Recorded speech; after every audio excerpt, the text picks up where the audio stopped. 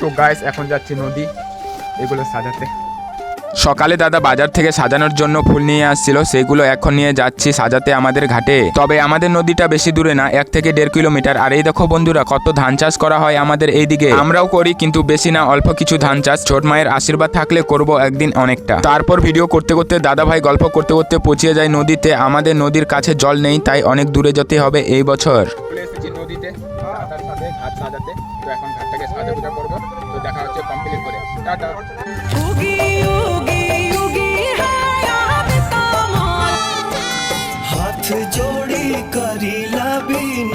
প্রায় সাজানো কমপ্লিট হয়ে গেল।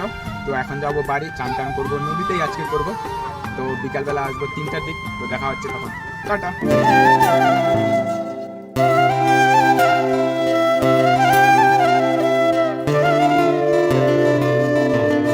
এখন যাচ্ছি নদীতে চান করতে, সাজাগুজা করে দিয়ে। আর এইদিকে আমাকে কি বলে ডাকছে তোমরাও শুনো। আমাকে খুব ভালো লাগে যখন কেউ ইউটিউবার করে বলে।